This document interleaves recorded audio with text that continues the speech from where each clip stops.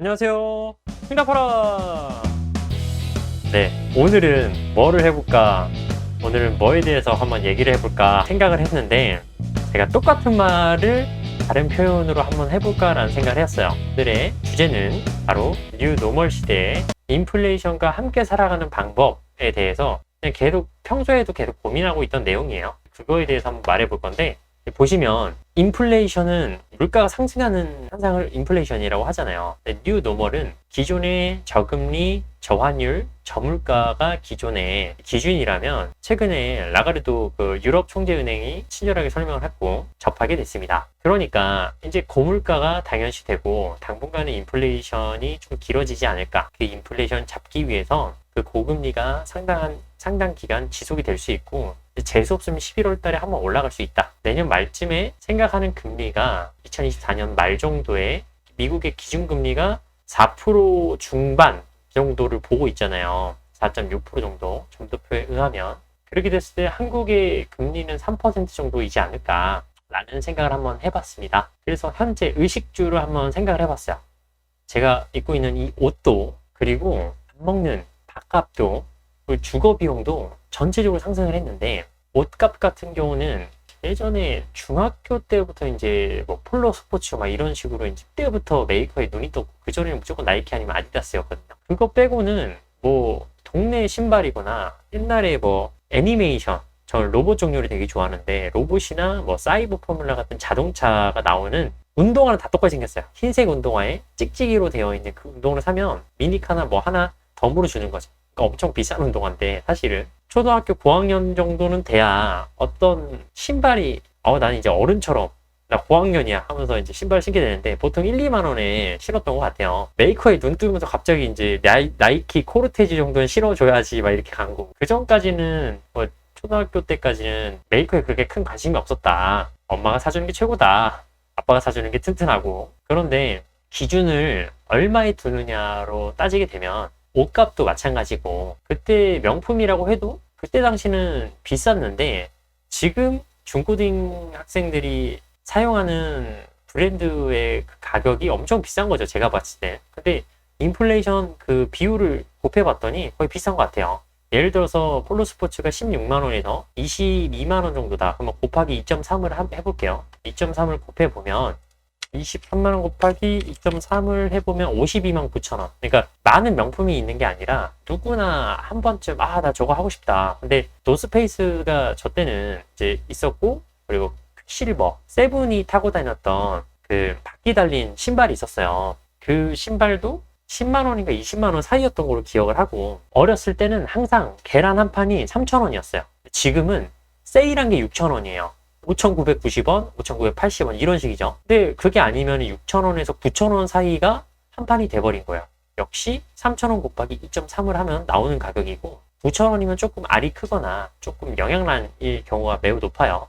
그러니까 2배 이상은 올랐다. 근데 그 오른 물가의 기준이 언제냐라고 하면은 2015년도까지는 한 판에 3,000원에 살 수 있었던 것 같아요. 그리고 우유도 1,500원에서 1,800원 정도에 살 수 있었던 것 같아요. 빙그레 우유. 특히 거의 900ml잖아요. 서울 우유는 그때도 2,500원 했었던 것 같고, 이제는 한 팩에 3,000원에서 4,500원 사이가 되는 것 같고, 우유값이 엄청 비싸더라고요. 우리나라는 우유 같은 유제품이 좀 비싸잖아요. 뭐 마시는 요구르트, 마시는 요플레랑 떠먹는 요플레는 조금 저렴하긴 한데, 그래도 유난히 조금 이 유제품들이 좀 비싼 것 같아요.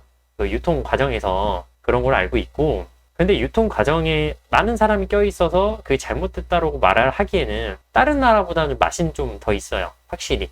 그리고 좀 깨끗한 것 같고.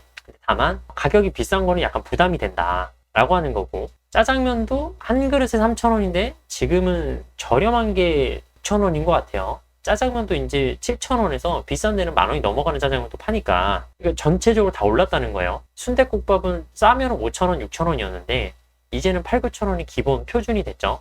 더 비싸면 12,000원까지도 봤어요. 그러니까 밥 먹는 것도 역시 2.3배 정도 곱하면 인플레이션이 맞구나. 근데 이 전 세계의 중앙은행 총재들이 하나같이 말을 하는 건, 과거와 같은 팬데믹 이전 수준의 초저금리로 되돌아가는 거는 꽤 오랜 시간이 걸리고 쉽지 않아 보인다. 지금의 상황으로서는 왜냐면 1단계가 주식, 채권, 부동산, 코인 같은 금융시장이 값어치가 폭등을 하게 되죠. 그러면 바로 물가시장이 영향을 받습니다. 금융시장이 2.3배가 올라가면 물가시장이 1.8배 정도 올라가요. 그 다음에 맨 마지막에 턴으로 노동시장의 임금이 올라갑니다. 그런데 하나같이 말을 하고 있는 거는 노동시장의 수요가 워낙 세다는 거예요. 지금 실업률이 너무 낮으니까, 아니 이렇게 금리를 올린다고 해도 고용이 세니까, 그럼 얘네들이 계속 회사도 완제품을 생산하기 위해서 원재료들이 계속 올라가니까 가격, 비용, 제품 가격을 인상시킬 거 아니에요. 비용 전가를 하기 위해서. 그러면 소비자들은 더 많은 돈이 필요하게 되고, 그게 인플레이션을 쉽게 잡을 수가 없는 거고, 그러면은 노동은 노동대로 비용이 줄어들지 않을 것이고. 근데 어느 순간부터 직원과 알바의 금액이 거의 비슷해진 거는 최저임금이 올라간 거기 때문이죠. 열심히 하지 않아도 돈을 받을 만큼 받아야 된다라고 하는 건데, 이게 장점과 단점이 또 있다는 거예요. 그리고 누구나 원하는 건 전문적인 기술과 지식이에요. 화이트 칼라가 되고 싶은 마음은 누구나 있을 거예요. 왜냐하면 연봉이 높으니까. 그런데 그런 시장조차도 취업의 문은 굉장히 좁다. 자영업 시장은 더욱더 좁다 라고 하는 거죠. 그러니까 저는 월세가 오른다는 생각을 단 한 번도 해본 적이 없어요. 500에 50 원룸은, 그 다음에 뭐 500에서 1000, 뭐 좀 더 내면은 최대한 7천까지 내면, 대신 이제 투룸 기준으로 30만 원까지 살아본 적이 있어요, 저는. 그러니까 비용에 따라서 좀 다르겠지만 1000만 원에 5만 원 비율로 하게 된다면 30만 원을 6으로 곱해보면은 6천만 원이 되고, 7천만 원 플러스 6천만 원을 하면 1억 3천만 원이 되겠죠. 그러면 전세 1억 3천이 투룸 가격이었고, 제가 2012년도부터 2014년도까지 투룸 월세를 반전세로 살았던 가격이 대략 1억 4천 정도였어요. 그땐 빌라에서 살았는데 크지도 않았고 한 12평 정도였어요. 안방은 그런 정도 돼 있고, 화장실이 미친 듯이 길어요. 화장실 안에 그 세탁기가 있는 구조. 근데 그래도 살았다는 거고, 다만 그런 집들도 이제 외관이, 어떤 집은 이제 좀 깔끔한 집이 있고, 어떤 집은 똑같은 연도에 지어졌는데 외관이 좀 지저분한 경우도 있죠. 그러니까 모든 기준이 상향된 느낌이에요. 가격이 올라간 것만큼 위생도 올라갔고, 디자인도 올라갔고, 편의성도 올라갔어요. 이제는 빌라도 엘리베이터가 꼭 있잖아요. 보면은 엘리베이터가 없는 것만큼 더 넓고 하는데, 모든 생활 수준, 그리고 지식 수준, 생각하는 수준이 전체적으로 상향됐다고 느낍니다. 그게 인플레이션이라는 그 현상 안에서 모든 사람들이 그냥 자연스럽게 받아들인 결과 같아요. 이 의식주, 내가 입는 거나 밥 먹는 거나, 아니 외식하는 거나 장을 보는 거나 주거 비용까지도 지금 다 올랐잖아요. 그러면 이거를 받아들여야 되나 말아야 되나. 받아들이는 거는 앞으로 새로운 세상이 펼쳐질 거라고 말을 하는 거고, 그러면은 빨리 남들이 이 새로운 기준에 적응하지 못했을 때 나는 먼저 적응할 준비를 하는 거예요. 아니야, 그래도 이거 지금 너무 비정상적으로 높아, 금리가. 그러니까 내려갈 거야. 그래서 다시 지금만 버티면 돼 라고 생각하는 사람이 분명히 있을 거예요. 저는 두 가지 다 생각을 갖고 있지만, 그래도 고금리가 꽤 오랜 기간 지속이 된다라고 하는 쪽에 더 베팅을 했어요. 이유는 시장의 예상이 계속 틀려갖고, 지금 시장과 반대로 예상하는 게 확률이 더 높다. 금융시장 쪽에서 똑똑하다고 생각하는 사람들이 뉴노멀을 보고 있다는 거예요. 제가 어제 중국은 어떻게 실패하는가 라는 책에서도 새로운 시대가 열린다고 말을 했죠. 근데 기준에서, 금융 기준에서도 뉴노멀이 있다는 거예요. 그게 고금리, 고환율, 고물가. 근데 성장도 커질 수 있다는 건가요? 그거는 아마 봐야겠죠. 미국 시장은 확실히 좋아질 것 같아요. IRA로 모든 생산 기지를 다시 미국으로 턴을 시키는 법안이었잖아요. 대신에 이제까지 누렸던 그 혜택을 중국을 내려놔야 된다는 말이 되고, 쉽게 중국을 이렇게 구렁텅이에서 끌어올려 줄 것 같지는 않아요. 어느 정도 제가 생각하는 시나리오는 일본이 잃어버린 30년을 보냈던 기간만큼 중국도 그 정도의 기간을 가지고 있지 않을까라는 생각을 하고, 그만큼 일본이 올라오지 않을까 하는 생각도 하고 있습니다. 그러니까 한국이 정말 위태위태한 건, 한국은행 총재님이 말한 것처럼 우리나라도 이제 고연령대가 많잖아요. 저 연령대보다.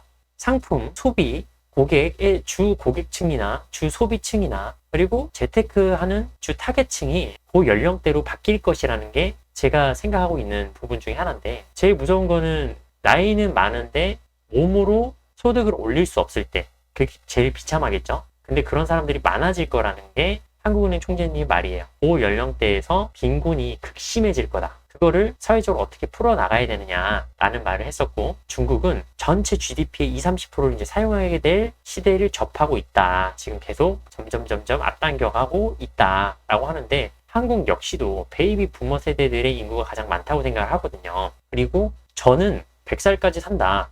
근데 그 중에 내 인생의 3분의 1밖에 경험을 안 했기 때문에 나머지 3분의 2 시작하는 타이밍이 지금이다. 그러니까 이거를 어떻게 견뎌내야 되고 어떻게 과정을 피할 수는 없으니까 받아들여야 되는가라는 곰곰한 생각을 해봤어요. 제가 어렸을 때부터 20살 때까지는 그래도 최대한 소비를 아꼈거든요. 근데 이 기간이 저물가였다는 거예요. 저성장이었고. 그러니까 다 부동산에 투자하고 주식에 투자하고 했었던 거잖아요. 근데 그 중에서도 부동산 시장이 제일 좋았다고 하는데, 사실 제가 어렸을 때는 금리도 되게 높아서 10,000원에서 100,000원 정도 1년 정도 해놓으면 금리가 10%가 넘었던 적이 많아요. 진짜 어렸을 때, 초등학교 때를 말하는 거예요. 근데 점점 되면은 그때가 생각이 나는 거예요. 지금 생각해보니까 돈의 가치가 있어진 시대. 그때는 생활 라이프 생각 이걸 좀 어느 정도 적응할 수 있게 바꿔야 되겠죠. 그러니까 예를 들어서 한 금리가 기준금리가 3%이면은 마진금리를 붙였을 때 최종 우리가 소비하는 금리, 저축하는 금리가 4%에서 6% 사이라고 생각을 해볼게요. 우리는 1%에서 3% 사이가 정상이라고 했는데 정확하게 플러스 3이나 곱하기 2를 하는 거예요. 그러니까 2.3만 곱해도 대충 나오겠지만 금리가 4%에서 6% 사이가 정상이라고 받아들여지는 시대가 온다 라고 하면은, 제가 마트에 가서 장 볼 때마다 깜짝 놀라거든요. 왜냐면은 밥을 사 먹는 거는 어느 정도 이해를 한단 말이에요. 임대료 올랐지, 원재료 올랐지, 인건비 올랐지. 그러니까 밥값이 다 올랐는데 정작 내가 싸다고 생각했던 냉동식품이나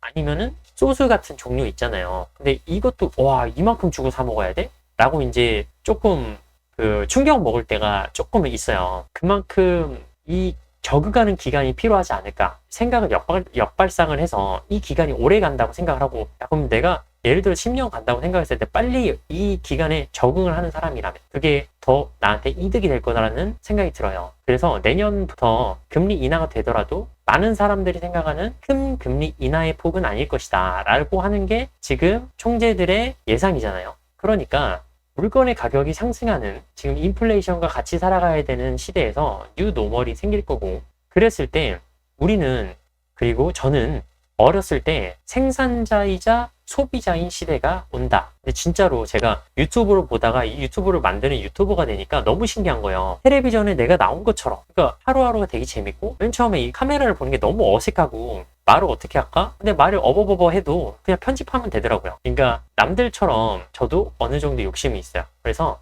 이게 좀 반응이 좋아지고 하면은 그때 나는 카메라 좀 좋은 거 써볼까? 마이크도 내가 조금 말하다가 살짝 힘을 빼면 마이크에서 소리가 나가버리는 거예요. 그러니까 돌격형 마이크, 그것도 한번 해보고 싶고. 근데 이렇게 꾸준히 영상 올리는 것도 쉽지는 않은데 일단은 재미가 있고 하나의 루틴이 돼서 일단은 계속 올리는 중인데, 제가 어느 순간부터 생산자이자 소비자로 바뀌었다고 하는 거예요. 예전에는 저는 그냥 소비자였어요. 그리고 생산자는 회사나 공장을 생산자라고 했는데, 보면은 인플레이션 시대에서는 내가 뭘 해야 되지? 내가 벌어들이는 소득은 어느 정도 한계가 있을 텐데 모든 업계가 힘들어하니까 내가 할 수 있는 게 뭐지? 당연히 소비를 줄이는 거가 있겠죠. 소비를 줄이는 거. 내가 벌어들이는 소득이 어느 정도 한계치가 있으면 내가 쓰려고 하는 소비를 내리면은, 그게 제가 독서 리뷰 처음 했던 바빌론 부자들의 지혜잖아요. 내가 버는 것보다 덜 쓰면 돈이 모이고 그 돈을 1년 정도 모아서 투자를 해서 성공할 때까지 한 다음에 한 번 성공하면 그걸 반복해라. 여러 번 반복해라.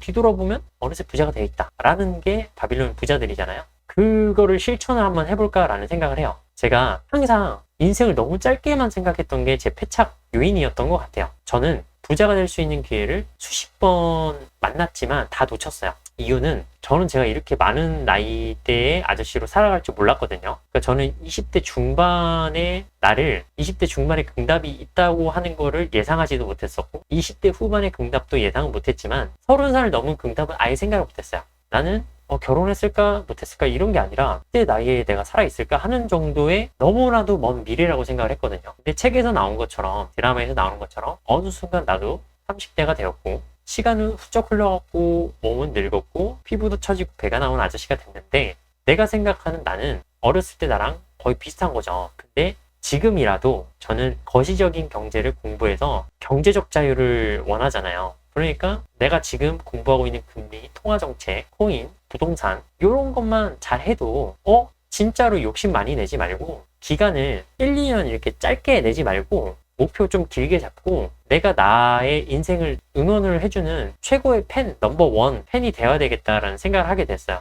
내 인생의 서포터즈 넘버원은 제 자신인 거죠. 그게 진짜 중요하다고 생각을 해서 그러니까 소비를 하더라도 생산적인, 건설적인 소비를 하는 거죠. 왜냐면 예를 들어서 제가 지금 매주 금요일마다는 영화 리뷰를 하고 있고 매주 일요일마다는 독서 리뷰를 하고 있죠. 근데 어느 순간 내가 영화를 꼭 봐야겠다라고 느낀 건 많은 사람을 만나지 않으면 사회성이 뒤떨어지는 걸 느꼈고 근데 많은 영화들을 보면 많은 생각들이 나오잖아요. 대부분 사람들이 생각하는 일상적인 그런 생각이 많이 들어가 있더라고요. 그래서 영화를 보면서 내 생각을 키우면서 건강한 생각을 그리고 창의력인 생각을 키워나가는 것도 중요했고 그리고 제가 읽는 책들은 거의 자기계발서가 굉장히 많은데 이 자기계발서도 예전 같았으면은 서점 가서 저는 엄청 빠르게 좀 읽는 편이었어요. 아니면은 열람실 가서 도서관 가서 읽는 편이었는데 이제는 책을 사서 읽어요. 왜냐면 그것도 나에 대한 투자라고 생각을 하게 됐어요. 그리고 정독보다 다독을 좋아하는 스타일로 예전에는 실수를 한 번이라도 하면 내 자신을 인정하기 싫었고 되게 왜 이런 실수를 할까라는 생각으로 자책만 했었거든요. 그러니까 내 자신이 계속 부끄러워지고 별거 아닌 걸로 내 자신이 미워지고 그랬었는데 지금은 실수는 누구나 할 수 있고 반복할 수 있어요. 근데 그 실수를 줄여나가는 게임을 하는 거죠. 나는 시간이 지날수록 나이가 더 들수록 생각해보니까 저는 달리기, 오래 달리기가 특히 제일 싫었거든요.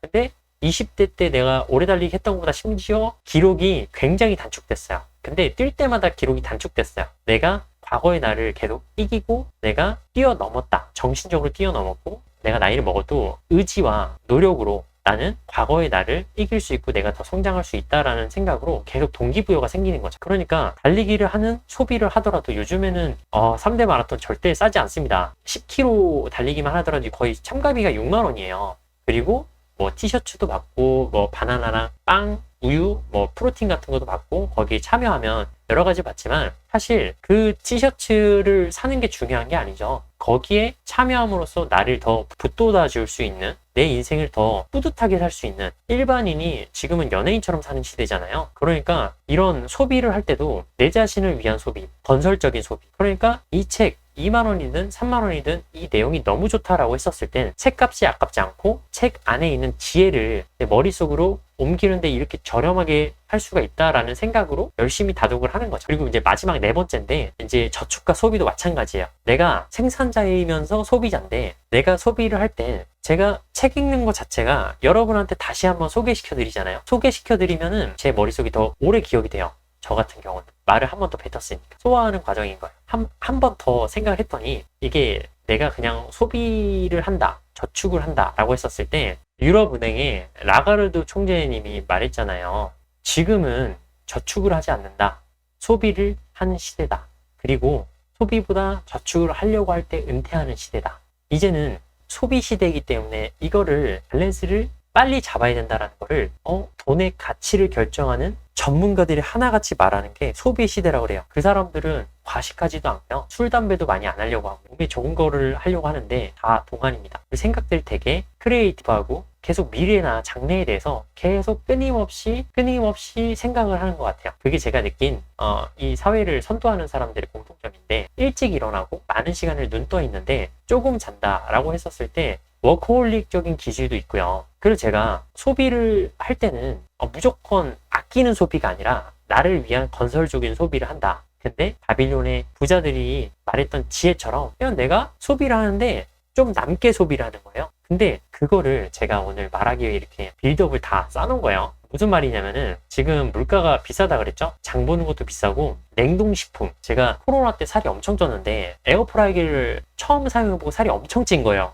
오, 왜 이렇게 맛있어? 하면서 감튀를 한번 먹어보고 우와 씨 미쳤다 하는 거 있잖아요. 미친 듯이 샀어요. 감튀만. 그래서 이만큼 이만큼 해서 밥 대신에 감튀만 계속 먹고 에어프라이 최고 하면서 야, 이 버거형들 이렇게 음식을 이렇게 만들 수가 있구나 하면서 계속 먹었는데 콜레스테롤이 쌓여서 갑자기 아랫배가 이게 너무 아프고 막 허리 디스크 막 다시 생길 것 같고 막 그랬단 말이에요. 근데 그 시간이 딱 지나가니까 너무 힘들어서 그렇게 먹고 싶지 않고, 그러니까 차라리 소비를 하더라도 조금 먹자라고 하는데, 이제는 조금 먹어도 돈이 많이 나가니까 내가 새로운 기준으로 해서 소비를 할 때는 나한테 득이 되는 소비를 하고 내 미래를 위한 소비를 하되 저축을 할 수 있는 소비가 뭘까라는 생각을 했어요. 그거 중에 하나가 합법적으로 줄이되 루틴을 만들고, 그리고 합법적으로 줄인다고 하더라도 퀄리티는 좋아야 돼요. 예를 들어서 집에서 요리를 하는 거, 쿠킹을 하면요, 제가 지금 겪는 건데, 외식을 하면은 살이 찌는데 하루에 한 끼만 집에서 먹어도 똑같이 먹는 양이고, 밖에서 뭐 조미료 많이 쓰는 것 같잖아요. 저는 강한 그 조미료를 좋아하기 때문에 라면 스프부터 온갖 종류의 소스를 진짜 많이 사놔요. 그래서 밖에서 파는 것보다 진하게 요리할 때도 있거든요. 그런데 집에서 밥을 먹는 거 하나 자체가 체중도 내려가고 건강해지면서 소비가 좀 덜 되는 거죠. 근데 영양분은 더 좋아지니까 이게 지금 어떻게 되는 거지? 라고 이제 약간 충격을 먹었어요. 제가 블로그 시작하고 나서 딱 100일 정도 돼가지고 블로그는 지금 슬슬 운영을 하고, 이 유튜브도 제가 단기적인 미션으로 하루에 1일 1영상을 올리는데 100일째 도전하고 있잖아요. 그것처럼 지금 한 2달 정도 된 것 같은데, 똑같은 몸무게더라도 몸이 조금 더 건강하다라는 느낌이 있어요. 아랫배가 빠져서 전체적으로 밸런스가 좀 약간 좋아 보이고, 두 번째는 이제 루틴이라는 게 생기다 보니까 그 시간에 배가 고파요. 그래서 약간 폭식하는 그런 게 좀 약간 줄어들었어요. 대신에 원래 많이 먹어요. 원래 많이 먹고. 그러니까 결론은 집에서 밥을 해 먹어야 되고, 한 번만 밥을 해 먹으면 훨씬 비싸요. 조미료도 필요하고 무슨 도구도 필요하잖아요. 근데 이거를 3분의 1만 해 먹는다는 생각으로 아예 비품이나 조미료나 이런 준비해 놓으면 굉장한 새로운 세상이 펼쳐집니다. 혼자서 할 수 있는 요리를 딱 20개를 만들면 한 달 동안은 겹치지 않게 응용해서도 새로운 요리를 먹어볼 수 있어요. 그래서 저는 지금 오늘은 어디 갔다 왔냐면 식자재 마트를 가서 등심을 사왔어요. 무려 10kg를 사왔는데 얼마게요? 영상에서 확인해 보시죠. 통 등심이에요. 통 등심인데 비계도 있고 살도 있고, 이 큰 덩어리가 62,000원입니다. 그래서 소분을 해 놓을 거예요. 한번 이 통 등심을 손질하겠어요. 이게 엄청 커갖고 도마를 넘어가고, 여기 이만큼 비계가 있는데 비계도 너무 맛있더라고요. 그래서 한번 일단은 칼을 조금 싸놔야지 이렇게 기름이 계속 묻어 있어서 먼저 소분하는 게 제일 좋습니다. 그래서 이렇게 있는데, 돈가스를 먹고 싶다 하면은 이 정도 잘라서 나머지 이 부분을 이제 툭툭툭 치면 이게 구이도 되고 돈가스도 되는 거예요.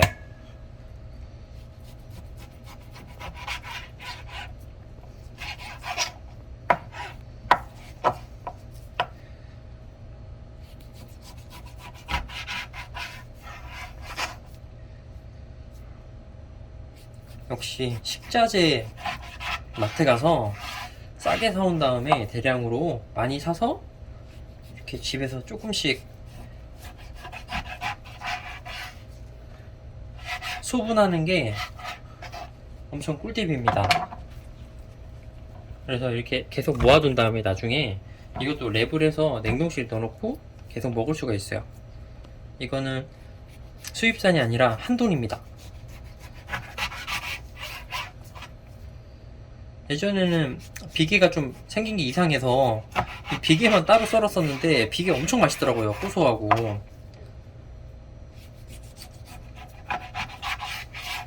그래서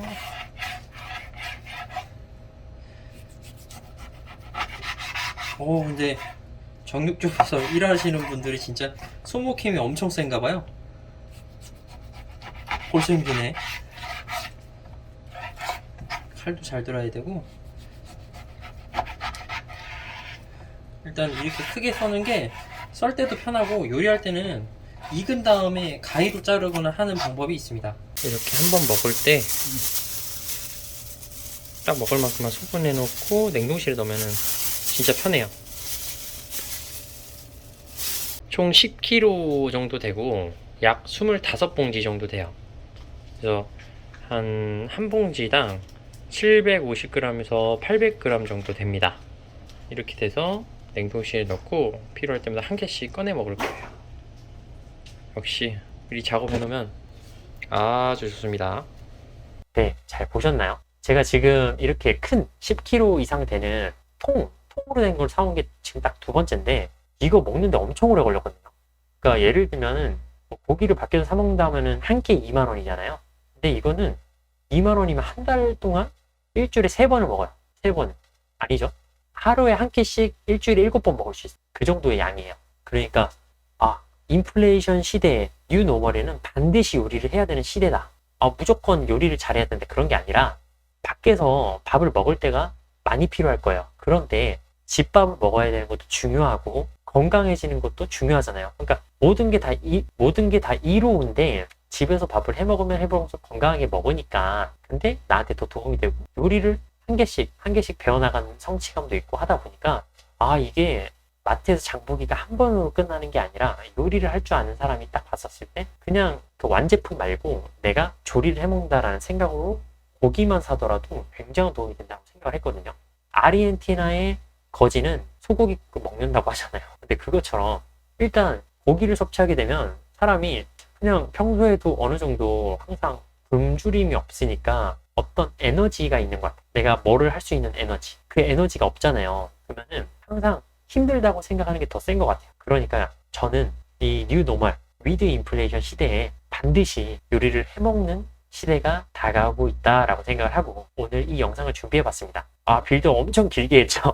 근데 이제 진짜 필요해서라고도 생각했지만 제가 진짜 좋다라고 생각을 해서 여러분들한테 소개시켜드리고 싶었고요.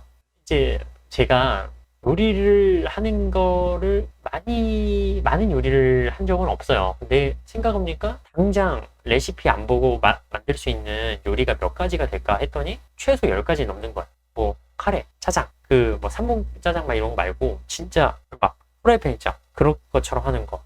스파게티, 김치찌개, 된장찌개, 뭐가 있죠? 돈가스, 탕수육, 닭갈비, 떡볶이. 그러니까 벌써 10가지 넘죠. 그러니까 이렇게 내가 할 수 있는 요리만 좀 몇 개 만들어도 뭐 계란탕도 있을 거고 그 토마토와 계란으로 해서 시궁시 차웅지다 중국식 요리도 있을 거고 아니면은 요즘에 허거 요리 많이 해 먹잖아요. 아니면은 국물이 있는 걸 허거라고 안 하고 뭐라고 중국 아저씨 그려진 거 그 두반장 소스였나요? 그 소스만 넣고 모든 재료 신선한 재료 다 때려 박으면 똑같은 맛이 나더라고요. 그것도 있었고 핫케이크, 뭐 전골 이런 거 너무 쉽죠. 그러니까 전 족발도 할 줄 알아요. 족발이 아니라 보쌈, 살 뺀다고 보쌈도 해본 적이 있고 비비면 너무 쉽고요. 그러니까 이런 게 제가 봤을 때는 딱 50개 할 줄 안다면은 그 사람은 요리하는 재미도 포기 못할 것 같아요. 제가 제일 못하는 게 고기 요리인데 밥통에다가 돼지갈비를 할 때는 너무 맛있는데 실제로 이 프라이팬에 가열하면 왜 이렇게 질긴지 모르겠어요. 그걸 연습 중인데 이런 생산적인 활동, 건설적인 활동 안에 들어갈 거 아니에요. 의식주 안에 들어가니까 이제부터 여러분 모두 한번 도전해 봅시다. 그러면은 저는 일단 여러분이 도전 안 하더라도 저는 할 거예요. 왜냐면 좋은 거니까. 나한테 좋은 거니까. 그래서 오늘은 뉴 노멀 시대에 인플레이션과 함께 살아가기 위해서 뭐가 필요한가를 말해봤어요.